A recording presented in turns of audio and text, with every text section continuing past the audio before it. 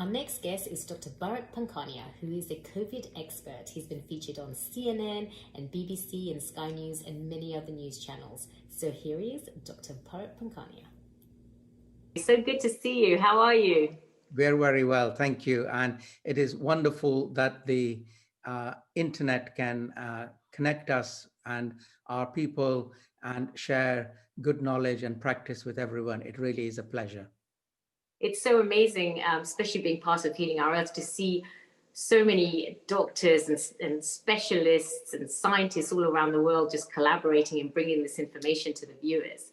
And I love watching you on all these news channels, sharing your great knowledge. So thank you so much for your time to be here on Healing Our Earth and share your knowledge. It's a very exciting time there, Dr. Bharat. The vaccine has come out, right? It is an exciting time, and my excitement is at multiple levels. So the multiple levels of excitement is, whilst we have invented a vaccine for SARS-CoV-2 virus, coronavirus family, the other benefits are that we should be able to make vaccines against other infectious diseases, as well as other conditions like cancers. So I'm really looking forward to becoming younger again, if only I could, and go back 30 years. And in the next 30 years, we will see amazing advances in technology for treating common illnesses like dengue fever, malaria, a better TB vaccine, a better influenza vaccine, better vaccines instead of antibiotics for the treatment of common illnesses, because we're running out of antibiotics now, and also therapeutics like cancer treatment, and also therapeutics like genetic disorders where we don't make the right protein, and therefore we have conditions like cystic fibrosis, etc. So it's a marvelous world to be in the world of science today. It's a good day to celebrate science and technology. Don't we all wish we could be 30 years younger? Yes. The exciting part about this virus is this vaccine that's come out. It's an mRNA vaccine, which is a very, very different kind of vaccine. Can you just explain to our viewers what exactly is a vaccine and how does it work? Yes, it's my pleasure. So we pay homage, and as we would do in Indian cultures, that when we have a lovely person who invents something, we make a gold statue of them and we venerate them. So in this case, we need to venerate a chap called Jenner, and he didn't live very far from where I am here in Bath. So he was a physician in Gloucestershire, not very far from my home at all. And he noticed, this is the important bit, he noticed that the ladies who looked after the cows who had what we would call cowpox, yeah, they suffered mild or minor or no illnesses from smallpox. So he took that theory forward and thought, I wonder if, because they're exposed frequently to cowpox, that they're developing something called protection against smallpox. So he took that hypothesis and inoculated, sons and daughters of rich farmers, etc., and noticed that they were protected. So that is the birth of vaccines. Jenner invented it. And so coming on to many years later, 2020 today, and we come to the mRNA vaccine. So before I go on to the mRNA vaccine, we have to also pay homage to people like Watson and Kirk and Crick and others who discovered DNA. And having discovered DNA, and then we made other discoveries, like there are other components called RNAs, and then let me start again. So DNA stands for deoxyribonucleic acid. That is the code, the absolute code that determines the color of your hair, the color of your eyes, how tall you are, how short you are, how fat you will be, conditions that you will develop. All those codes are in the DNA that you are given at birth. And then there are other components like messenger RNA, mRNA, and RNA, ribonucleic acid. And ribonucleic acids are parts of the DNA, but they're not the DNA, to keep it simple. So finally now then, we come on to the mRNA vaccines. What are they? What does it do? How does it do it? Well, the mRNA, the M stands for messenger, and the RNA stands for ribonucleic acid. What they do is one thing, and the key is in the word M. It's a messenger. Its instructions are, I bring you a message. Actually, it's not a message.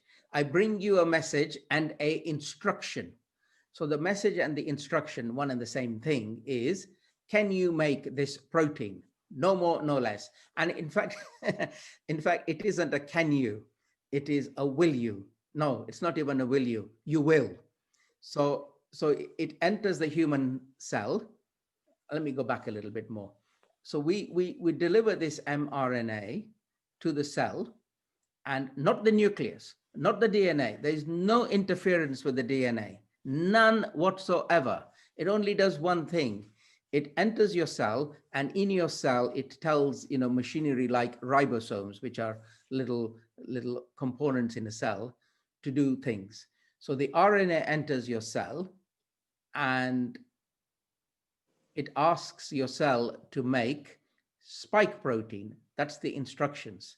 It asks it to make the SARS-CoV-2 spike protein, and that protein is expressed. What does that mean?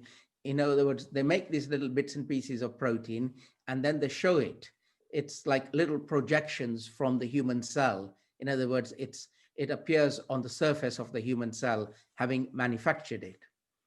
Having manufactured it, your body's immune system, that's the surveillance system, that's looking out for abnormal things, unusual proteins, etc., proteins that don't belong to your body. It recognizes it and says, oh, I know you. Well, it doesn't say that I know you, but it says, this is alien. This is not meant to be here. I don't like you. I'm going to make antibodies against you. So it makes antibodies against the spike protein. And it also makes immune memory against that spike protein. So it remembers that if you come back again, I will remember you, and I will produce lots and lots and lots of antibodies and also cellular immunity very, very quickly against you, the virus that comes next time, and I'll eliminate you. So that's how the mRNA vaccines work. They basically are an injection. It tells your cell to make spike protein. Your body recognizes the spike protein and says this is alien, and against it, it makes antibodies. And it also makes immune memory so that it remembers, I know you, I'll look out for you if you come back again. And that's how immunity works, and that's how the mRNA vaccines work. Wow, that was a great explanation, and I think a lot of viewers would really appreciate that, because there is a lot of concern out there because it is a newer kind of vaccine. Even though I know Moderna had done like 30,000 trials on it, and Pfizer 44,000 people have been already tried on these vaccines. But there is still concern because it is so new. People are worried about, does it affect their DNA? Can you talk a little bit about the common concerns that people have, and just some explanation, please?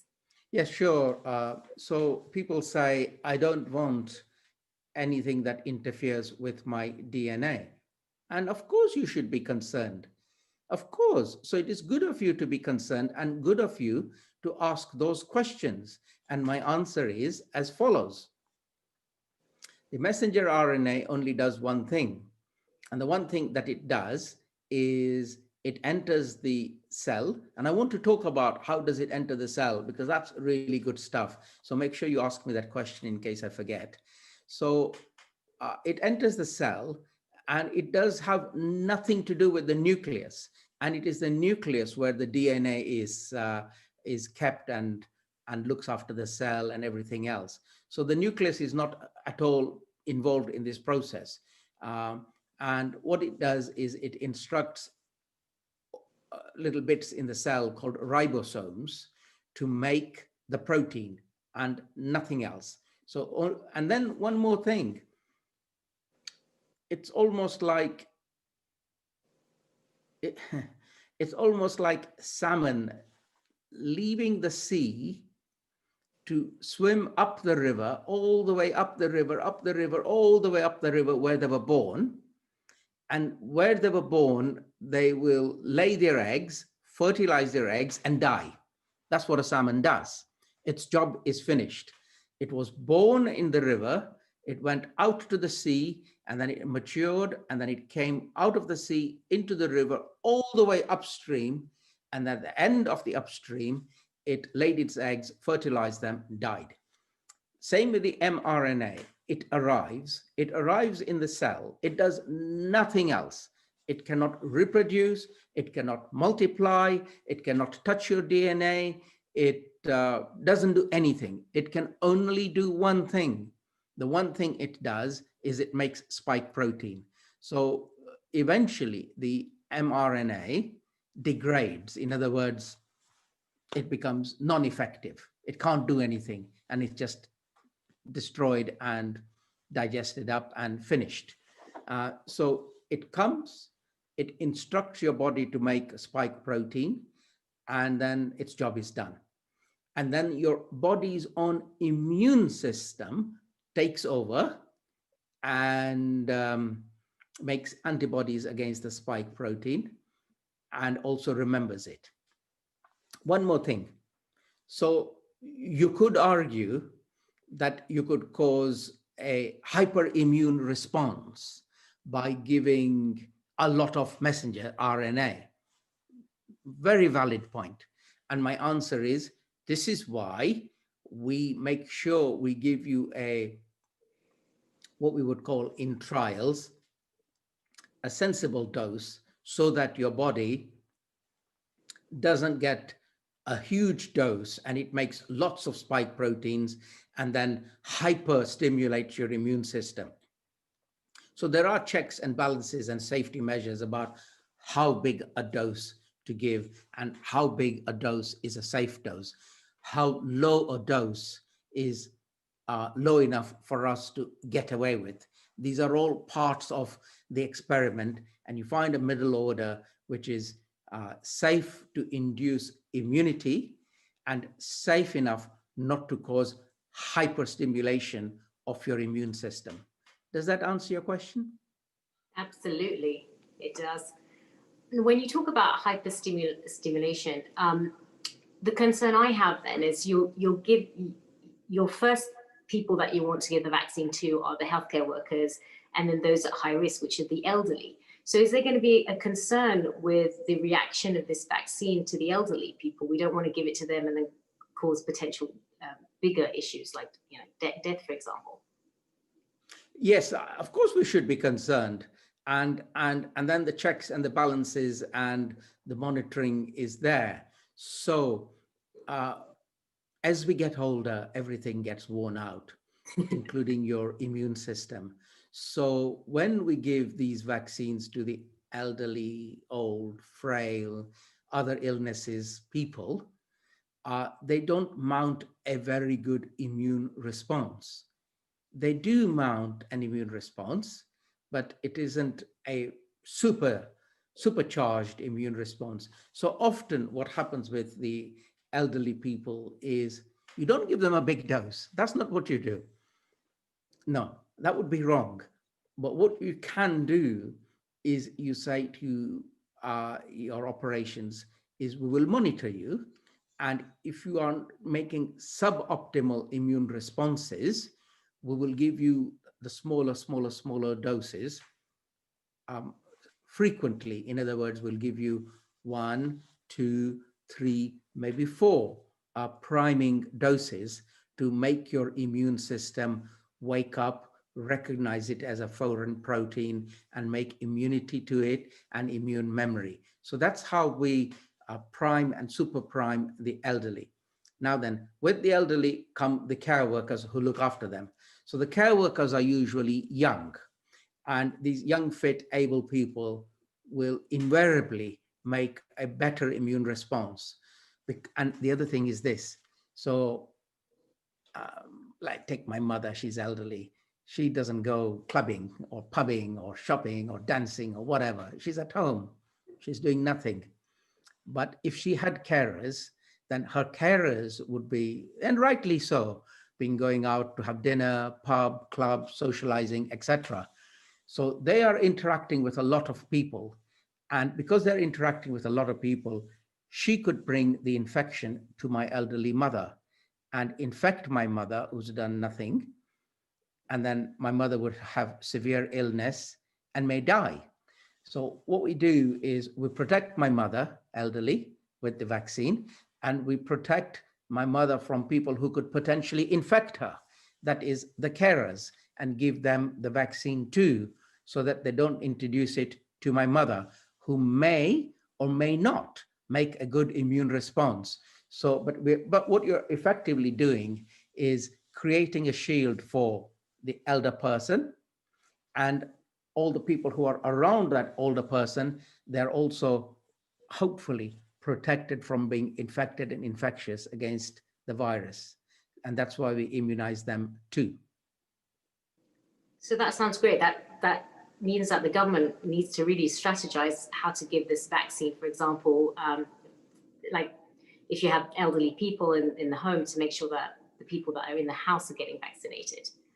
Well, yes. So whilst the care workers and elderly people in nursing homes will be priority number one, elderly people living at home with other people are not priority number one. So priority number one will definitely be elderly people in residential homes where they are mixing with carers. But actually, what will happen is, because to begin with, there's always a shortage of vaccines. So we will immunize elderly people in hospitals, elderly people about to be discharged home, and then care workers. So we immunize quickly the people that we can immunize very quickly.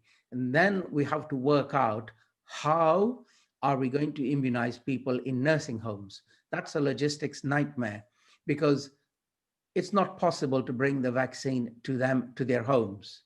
So what are we going to do? We got to work it out. You know, I can imagine that's the logistics nightmare of getting frail, elderly, vulnerable people out of the nursing home to go and get immunized, or wait for a vaccine that can be brought to them. The AstraZeneca Oxford vaccine is the one that can be brought to them. It seems that there is going to be a bit of a logistical issue at the beginning, because of these vaccines have to also be kind of kept at a very cold temperature. Isn't that right, Dr. Bharat? So just getting a lot of big freezers and fridges around to hold so many vaccinations is going to be an issue. Do you see other logistic issues that are going to be Yes, presented? there are several logistic issues. So one is it starts its journey and it has to be kept at -70. Second, after you have thawed it and it's at room temperature, you have to use it. So you have to use large batches in one go. So you can't be wasting vaccines. So, you know, when you are defrosting a box of 975 vaccines, you better use 975 immunizations for the box that it came in. So that is a nightmare. I do know that once it has been thawed, the vaccine can be, stable for up to 5 days.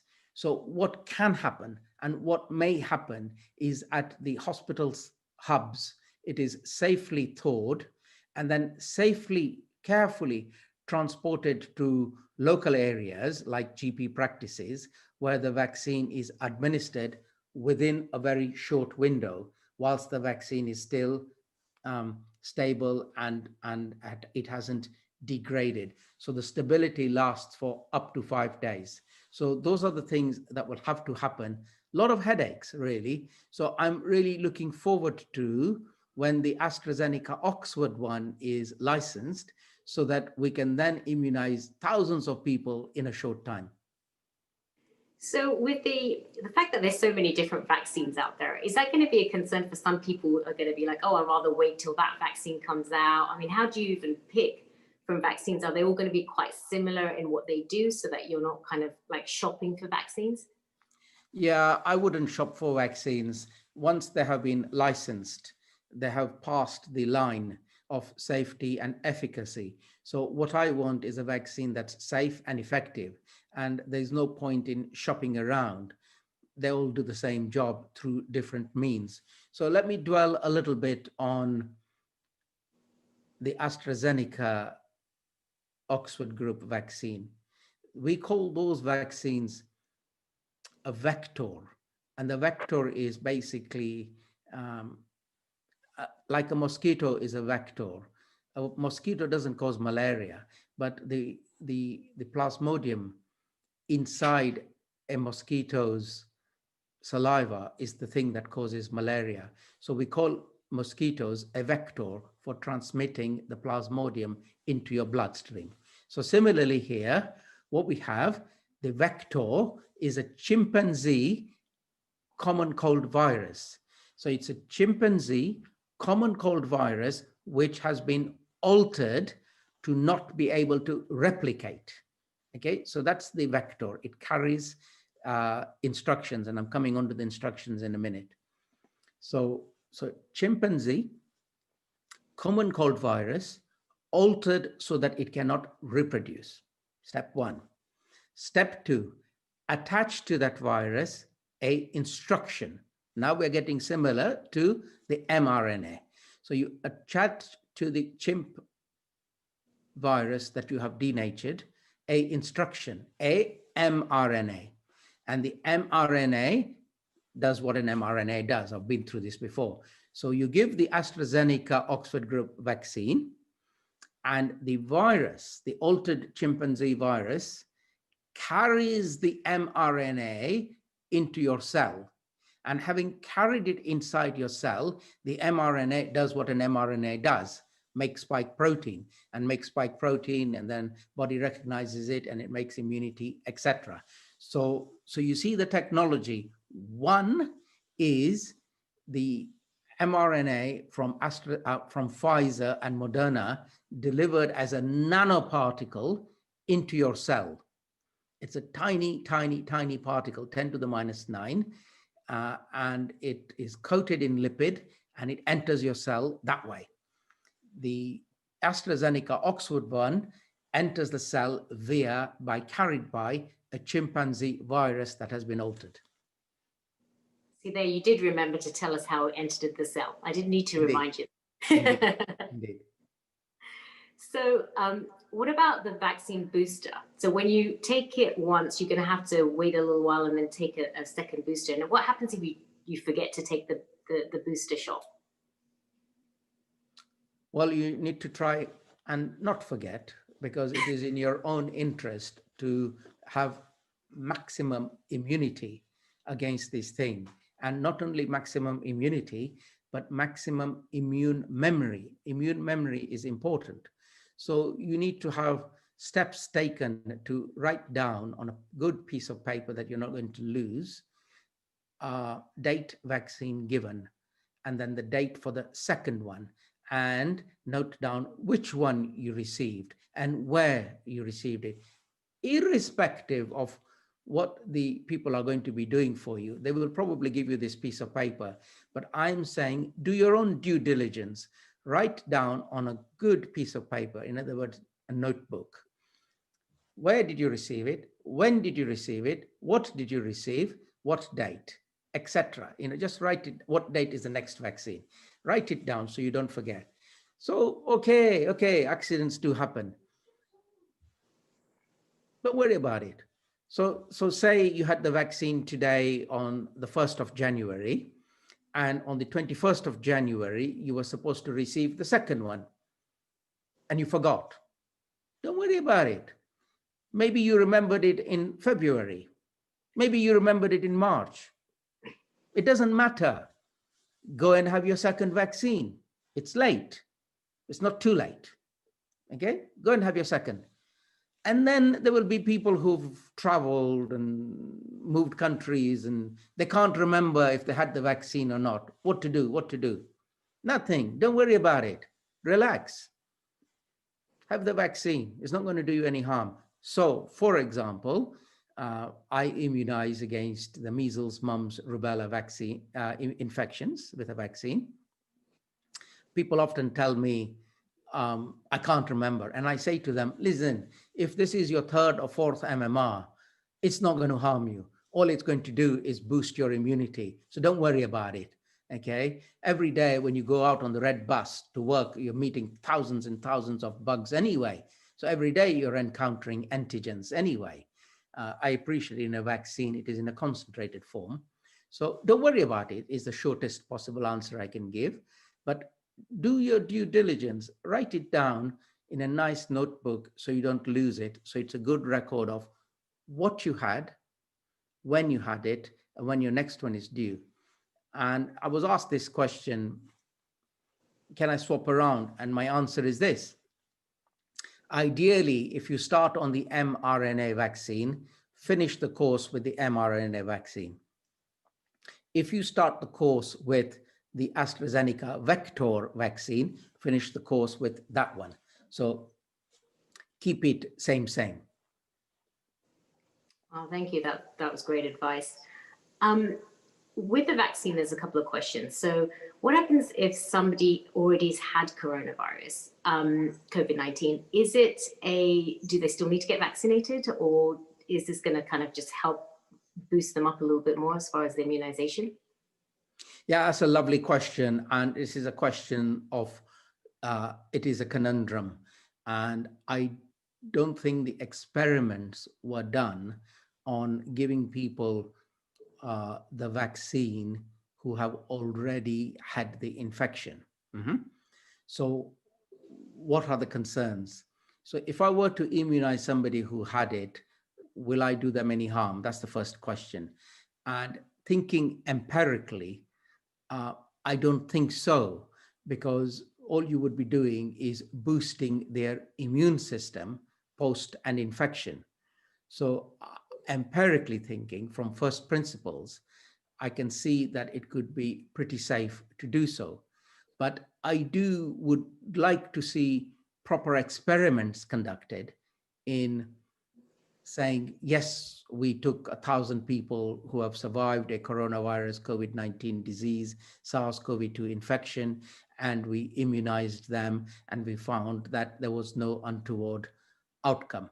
So I'm pretty sure these experiments are happening now for us to have absolute proof that it is okay to immunize people who've already recovered from COVID-19 disease.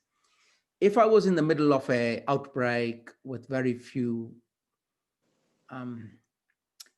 things that I can do, middle of a jungle, difficult country, that sort of thing, I would err on the side of caution and say, take the vaccine, even though you've had the infection. And what about, let's say, so there's so many people that actually have COVID-19 right now. And let's say you're actually currently infected and then you get the vaccine. Is that going to be just so much for the body that it could be potentially fatal? Or no, not at all. And this is a very important point.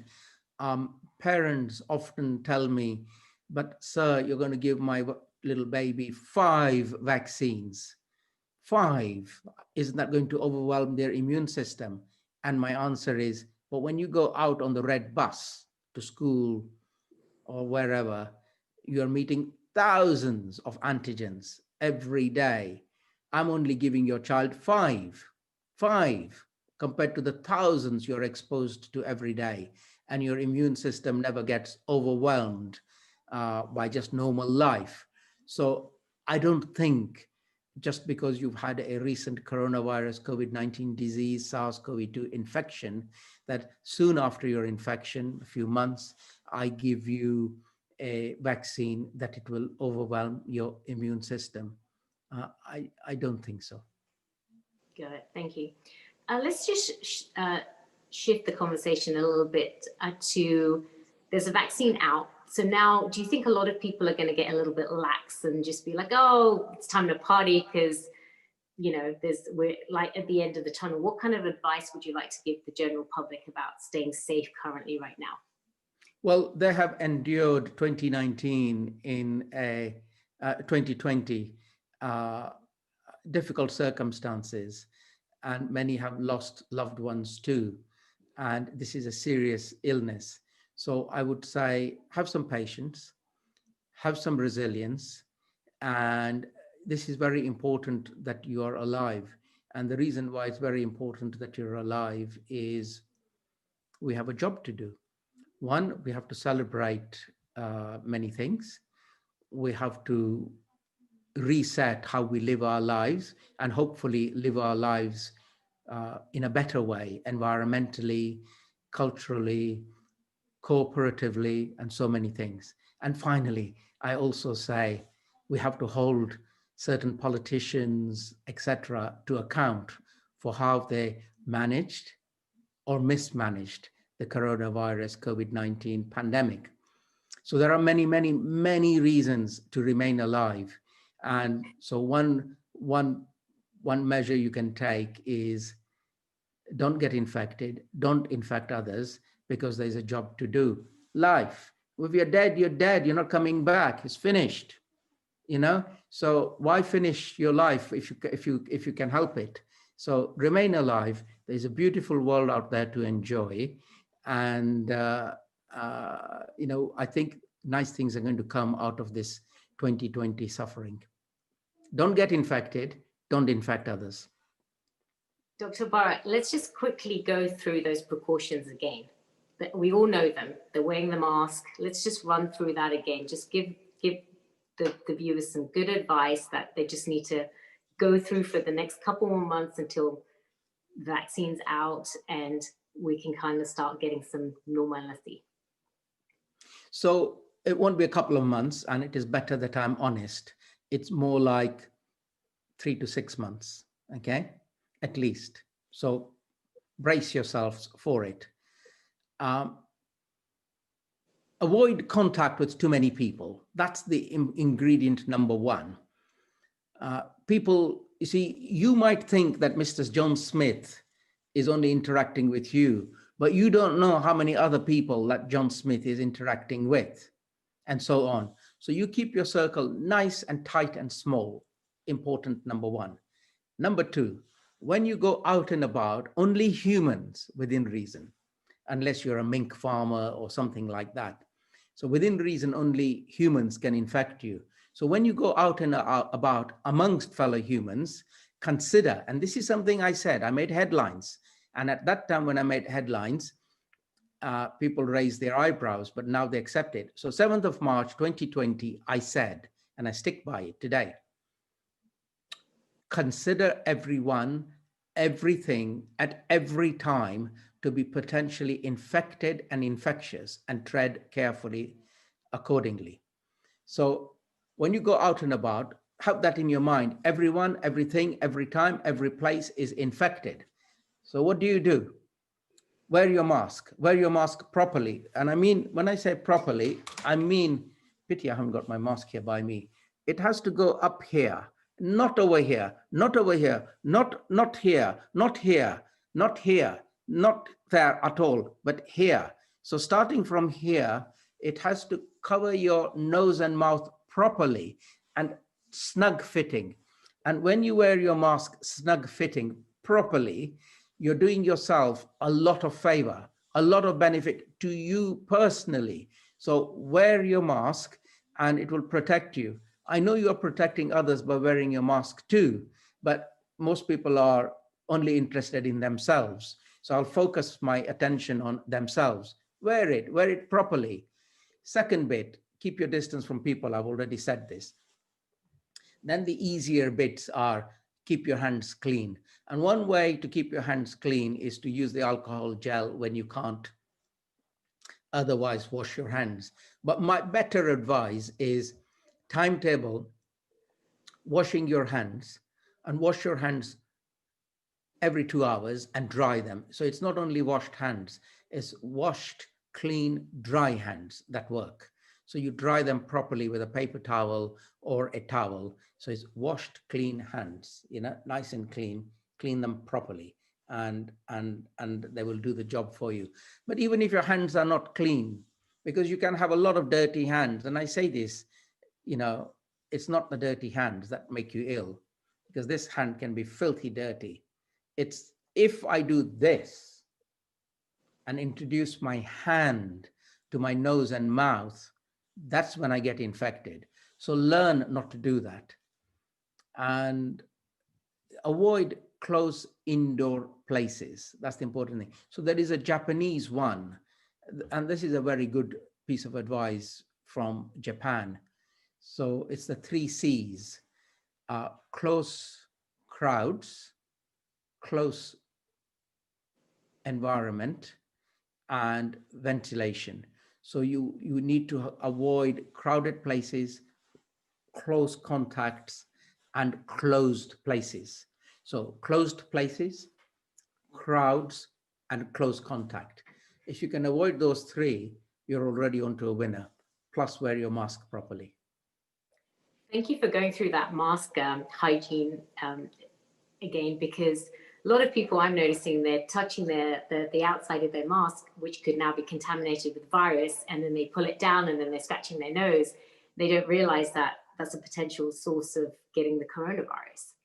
Yes, indeed. So you are right. And you, as my fellow medical colleague, dental colleague, you will understand that when we were taught all these things, we put on our gloves, and those gloves never touched anything apart from the patient. And then when we put our mask and gowns on, we didn't do this and we didn't touch our gowns. So similar advice here is you can't be handling your mask and then expecting that your hands are clean.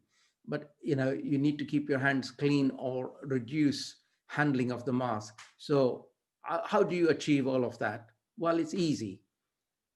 You put your mask on and you keep it on and forget about it. And if you put your mask on properly, as in the middle of surgery, you can't be changing your mask or altering it or touching it or anything. You know that. So you will make sure you put your mask on properly. And once it's there properly, nice, tight and snug, it won't slip, it won't move, and you won't have to adjust it. And if you have to adjust it, which you might have to, then you also know that your hand is potentially contaminated, and a little dab of alcohol gel to keep your hands clean is a good practice. Well, thank you for that. And one other thing I'm noticing coming from the medical background is just disinfection. Like, you'll notice that disinfectants need a certain amount of time to actually kill viruses. And I see it kind of just sprayed and then wiped very quickly. I feel like there needs to be more education out there for restaurants, for example. In the hospital, I think we're doing very well, but general public don't understand so much. And even like restaurants and shops, just to have us be able to kind of, when we do go back, to be safe. Sheila, you're so right. And I observe this all the time.